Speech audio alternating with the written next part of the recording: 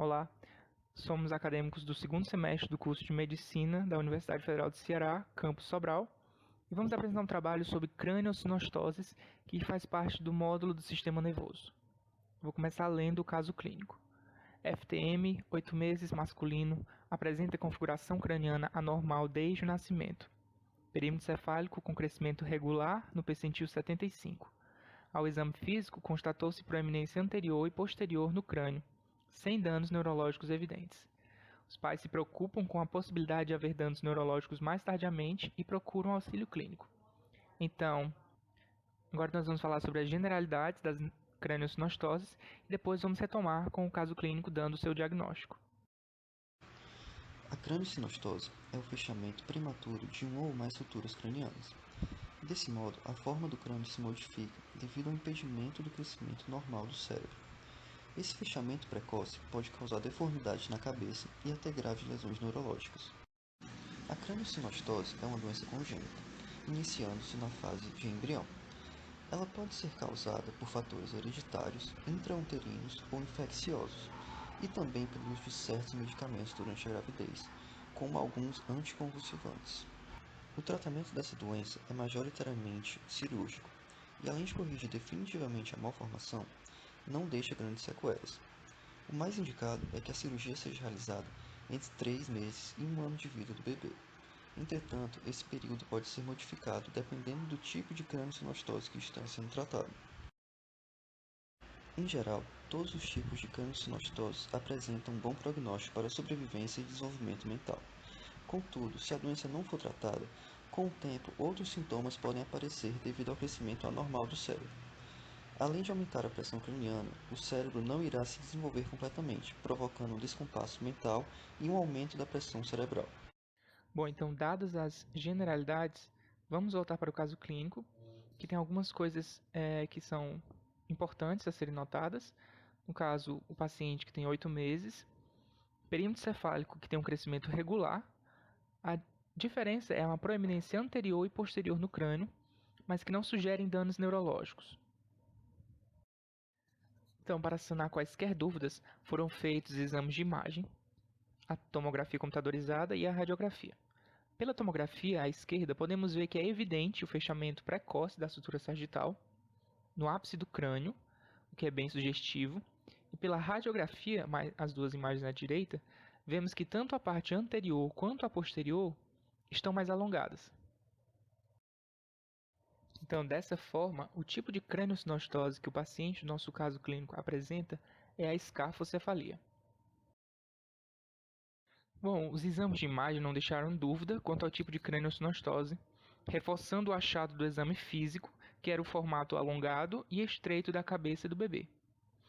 Então, a escafocefalia é o tipo de craniosinostose mais comum, ser o responsável por 40 a 60% dos casos, afetando mais comumente o sexo masculino em até 85% dos casos.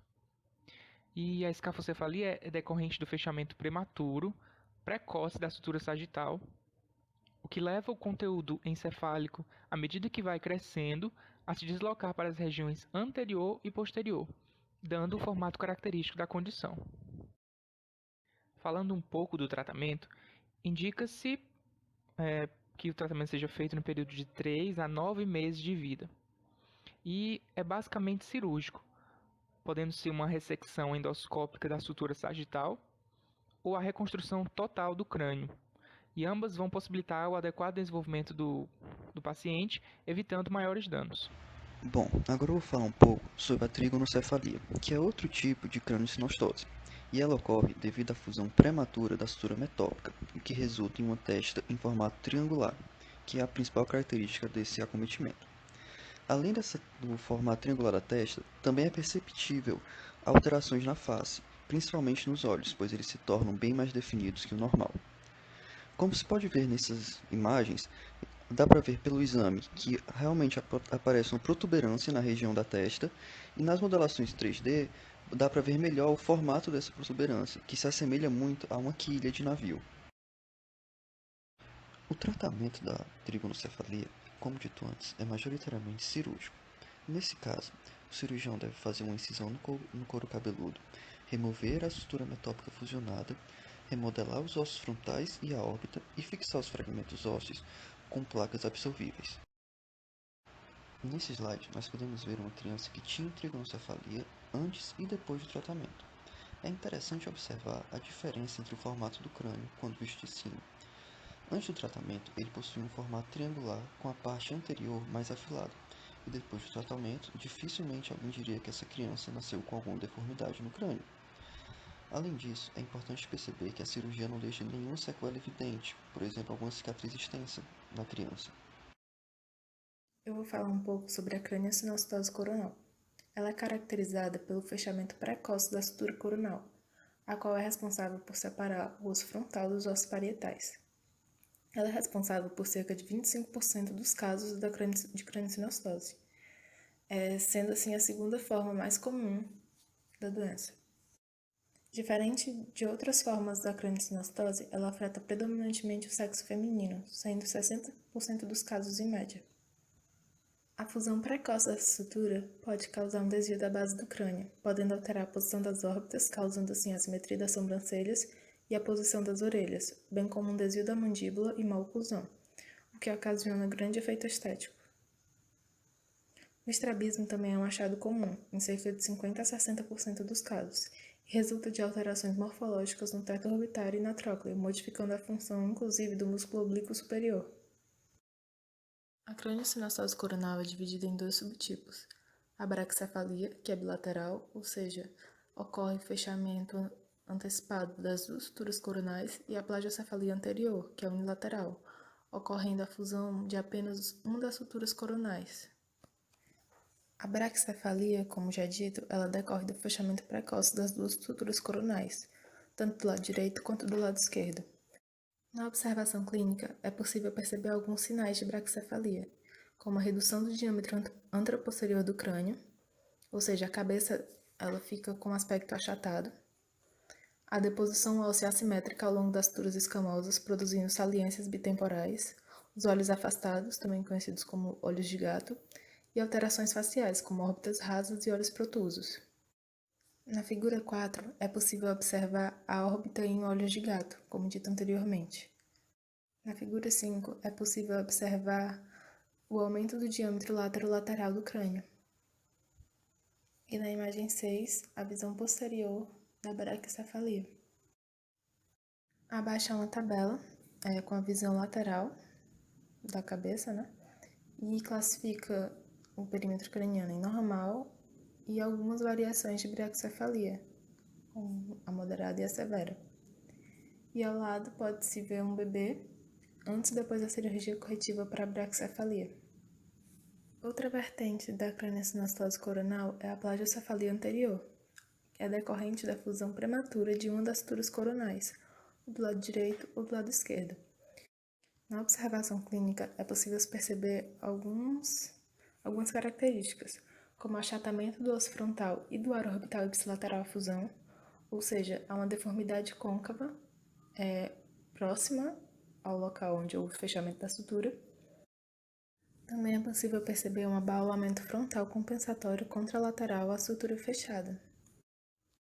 Outra característica é quando ocorre a subida da asa do osso esfenoide ipsilateral, gerando a elevação do teto orbitário, também conhecido como olhos de Arlequim, sendo facilmente observado em radiografia simples do crânio.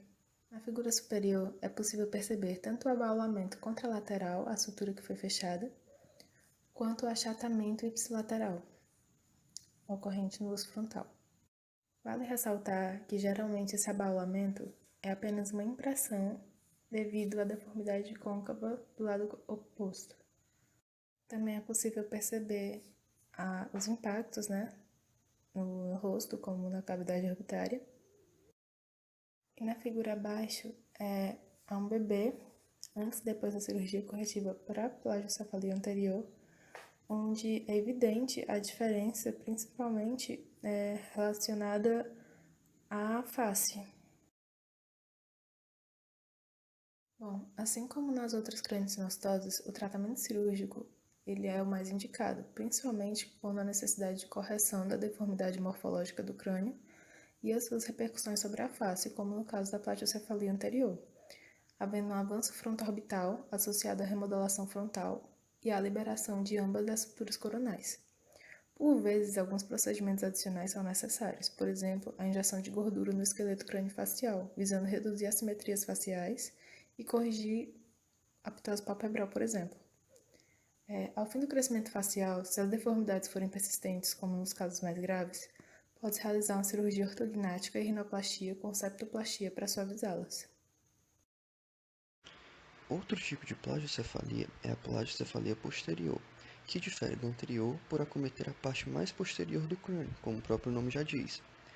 Ela é de longe o tipo mais raro de craniosinostose e é decorrente do fusionamento dos ossos parietais e occipital, devido ao fechamento prematuro da sutura lambidoide, que pode ser completo ou unilateral, como é mostrado nas imagens abaixo. Pode-se perceber que a parte direita da sutura lambidoide foi fechada precocemente. O tratamento consiste no cirurgião remover a sutura lambidoide após fazer uma incisão no couro cabeludo da criança. Após isso, ele deve fazer também uma remodelação dos ossos parietais e occipital. Falando agora da plagiocefalia posicional, essa condição não é uma craniosinostose porque não envolve suturas, mas é importante falar dela porque comumente há erros médicos quanto ao seu diagnóstico, que pode levar erroneamente ao diagnóstico de plagiocefalia posterior que já foi falada. Então, para que não haja erros, uma anamnese bem feita, bem como um exame físico, diagnosticam perfeitamente a plagiocefalia posicional. Na anamnese, os pais vão sugerir o aparecimento da deformidade posteriormente ao nascimento, quase sempre anexo a uma posição preferida pelo bebê para dormir.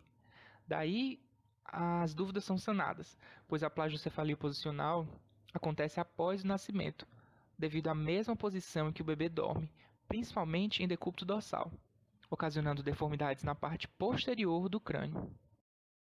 Ou então, falando um pouco sobre o tratamento, ele envolve uma mudança da posição em que o bebê está acostumado a dormir, que também os pais possam incentivá-lo a dormir em decúbito ventral e ainda, dependendo do caso, fazendo que o bebê durma no lado contralateral à deformidade. Contudo, se o paciente estiver com mais de 6 meses e a deformidade for grave, costuma-se utilizar uma órtese, que é o capacete, para corrigir tal deformidade.